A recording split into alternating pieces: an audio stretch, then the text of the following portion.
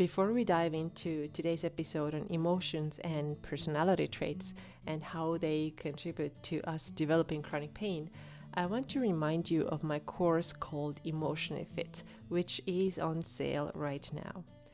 Emotionally Fit is a program that helps you to heal or at least get significant relief to your chronic sensations and pains by teaching you how to address your emotions and fully process them so that they no longer block your energy and cause you pain. The program also goes deep into your personality traits such as people pleasing, perfectionism, conflict avoidance, pressuring yourself way too hard, and much more. And it shows you the connection between these personality traits and emotions such as fear, anger, shame, and anxiety, which are so commonly the causes for your chronic pain. Emotionally Fit gives you the exact 4-step framework that you need to start expressing your emotions in a healthy way, and it also teaches you how to work with these personality traits that often cause your low self-worth and lack of confidence, which in turn are responsible for your pain. If you sign up before Wednesday, November 6th at 11:59 p.m. Mountain Time, you will get 2 bonuses. The first one is 15% off the regular price, and the second one is a PDF and a video guide with 3 very simple nervous system practices that you can do whenever you feel anxious, overwhelmed, jittery, not like yourself. These practices will get you calm, present, and grounded in a matter of minutes. You don't have to use any code to get these bonuses. Your 15% off discount is applied already. The link to this course is added to the show notes, YouTube description, and you can also find it in my Instagram. If you already have the course, then I have added these practices, these 3 nervous system regulation practices to your course curriculum, so you can find them already now. Today's podcast is a replay of another podcast episode that was released earlier this year, and I hope you enjoy it. Hey everybody, how are you doing? This is Kirsten here, and you are tuning into A Better Way with Kirsten podcast. Thank you so much for being here. I really, really appreciate you. On this podcast, we're talking about recovering from chronic sensations, chronic pain that is rooted in your emotions and in your stress and in your mental health, and there's nothing physically wrong with you. Okay, so talked about it several times on this podcast already, but how do you know that your pain or other sensations are coming from your brain and nervous system and that they're not physical? Well, some of the things are that you have been checked out by several healthcare professionals and nobody can find exactly what it is, what's causing it. The other thing could be that you've seen several practitioners and everybody's giving you a different opinion, or they give you different treatment plans, different ways of healing this thing, but nothing helps, right? So I tried all the physical things. And if you listen to the last podcast episode where I talked about my friend Kat's recovery, then you hear exactly this. She tried so many things. She even got surgery and it didn't get better. So if this is you've tried a lot of things and there doesn't seem to be one clear physical cause, then there's a good chance that your problems are coming from your hyperactive and scared brain and nervous system as well. Today, we're going to talk more about emotions and how it could be the case that you are not even aware that you're suppressing your emotions, and therefore you're having these sensations and symptoms. Because unexpressed emotions are one of the things that can really cause you these physical sensations. They're really very, very real, right? You feel them, and a lot of times they can be worse than actual typical like physical injuries or something like that. So these mental and emotional causes can be so strong that the sensation you got is just really, really, really bad.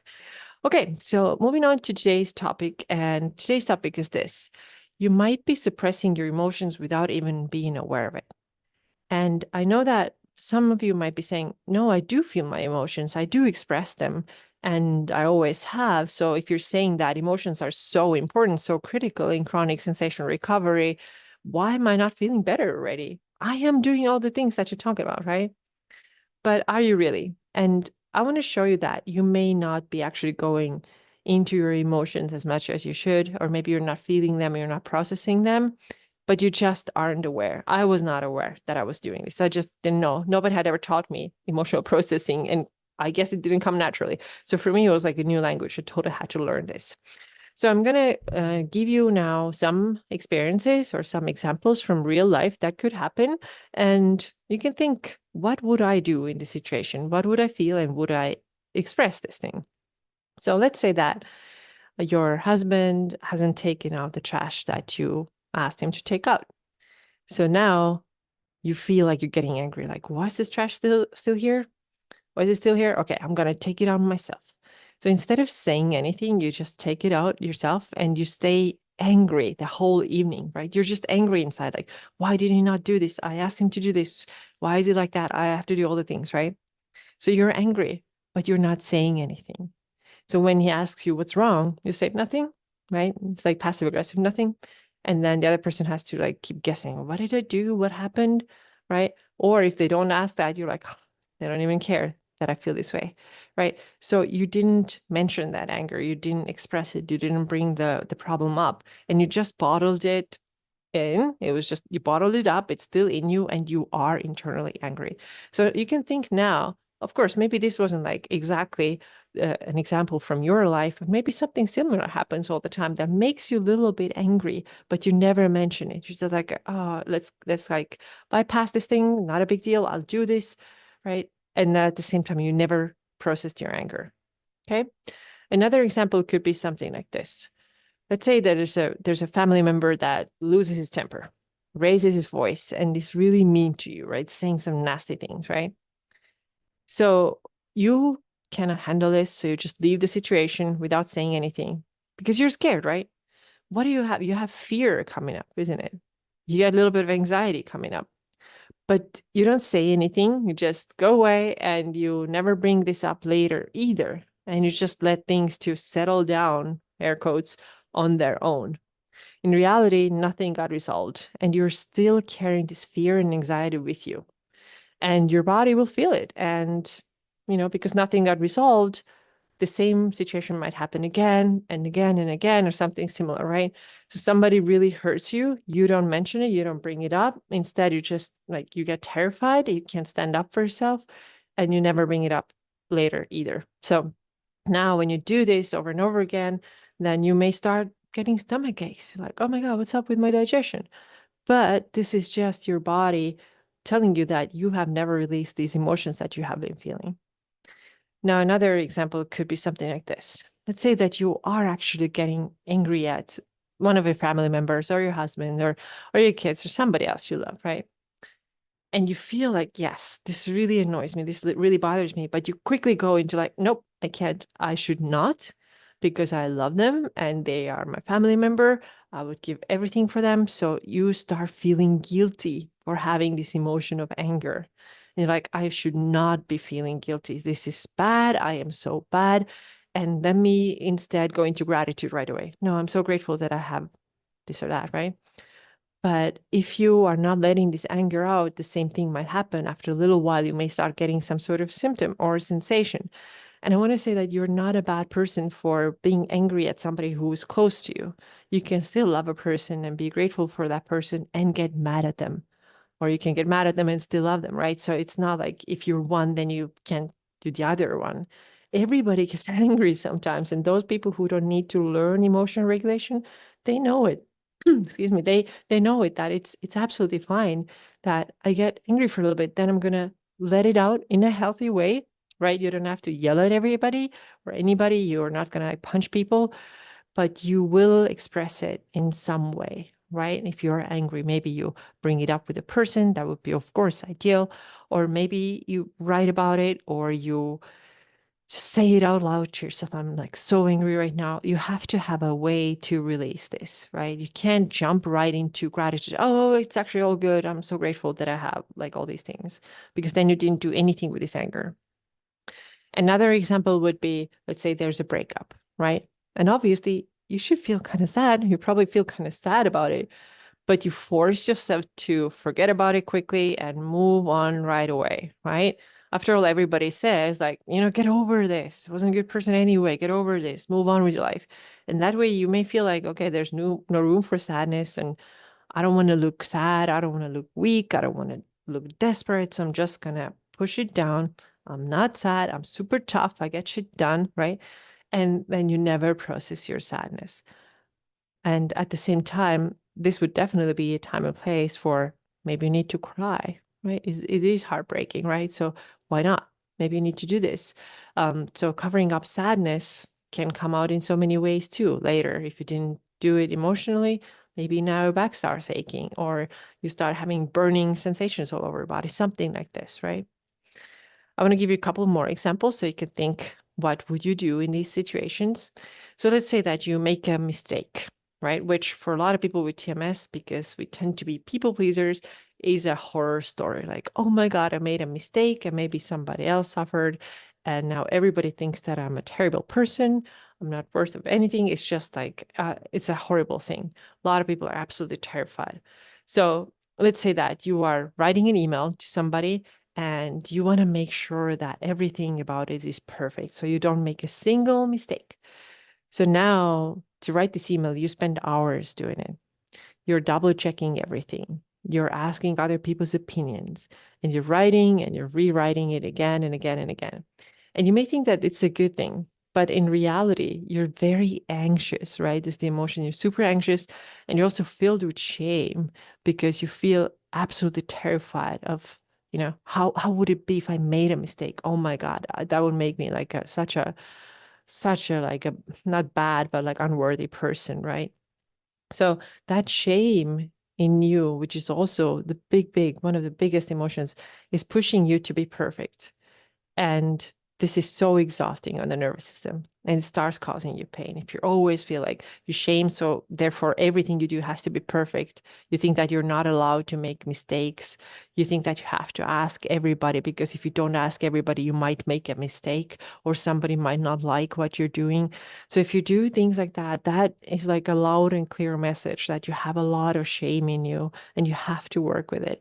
And shame is such a big topic in my course too. I have a whole module dedicated to it because I am pretty sure that if you have TMS, you have shame in you. Most people have shame in them, just not everybody has so impacted by it.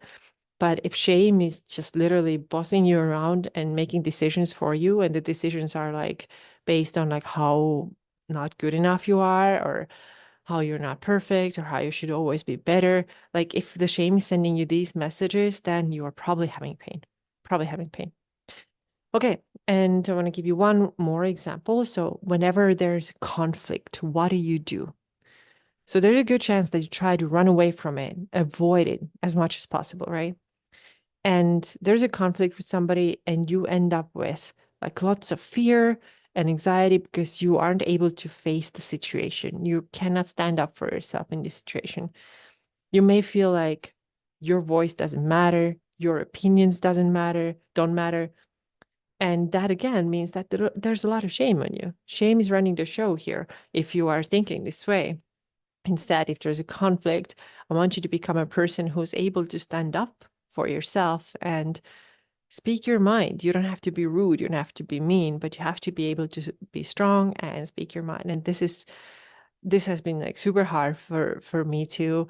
You know, not necessarily recently, but I do have some things in my family where this comes up, and my go-to has always been like run away, just avoid the situation, don't go there, and you know don't stand up for yourself because I used to always feel so weak about myself, like no, I can't do this, or this is too scary. If anybody raised their voice, I'm like, oh my God, I have to get out.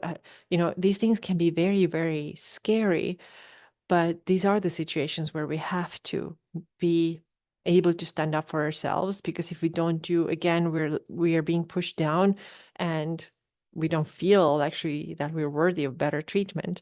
So these are such common things that happen to people who develop these chronic sensations, pushing down these emotions such as, anger or fear or sadness or shame, right? Like pushing these down, or feeling a lot of shame and pushing the other ones down. This is so common. And the reason why we start developing these sensations, in my opinion, is really like we have to be able to express everything, right? And it doesn't mean like ugly expression of things. It doesn't have to be like being abusive or violent or any of that, but it is our right and it's almost our responsibility to express what we feel. And that also brings so much healing physically because your body is going to start feeling better. And of course, when I say physically, it doesn't mean that if you have TMS, there's something broken about your body, but the sensations are very physical. And a lot of times they're just pushed down emotions. So, do you see, based on these examples, how you may not be even aware that you're carrying these emotions in you? And probably you aren't aware. You might be thinking that, no, I'm fine. I feel sad sometimes. But do you let yourself have the expression of it? Do you let yourself cry about it? Or do you say, no, no, no, no, I'm not going to cry. I'm going to push it down and put on this mask that, oh, I'm so tough, right? Or if you're angry, I think anger is one thing that a lot of people hold back so much because it's socially not acceptable to do what you would maybe want to do. I don't know. There's different things that we want to punch somebody like I just talked about. But you have to have an expression. It's not enough that you just internally like you feel a little bit and then you just deny it. This is not how you start to feel better. And this is also not how you heal your chronic sensations. Absolutely not. So when you know how to recognize, feel, and express your emotions in a healthy way, I want to emphasize that in a healthy way, you will get so much relief from these heavy emotions, first of all, and secondly, also from these sensations that come with them. Because a lot of times these uncomfortable feelings in the body are your emotions. I really want you to understand this. What you feel like it's your backache or neck ache or digestive problem or migraine or so many things, tennis elbow or ankle pain or whatever the things are, they can be your emotions, right?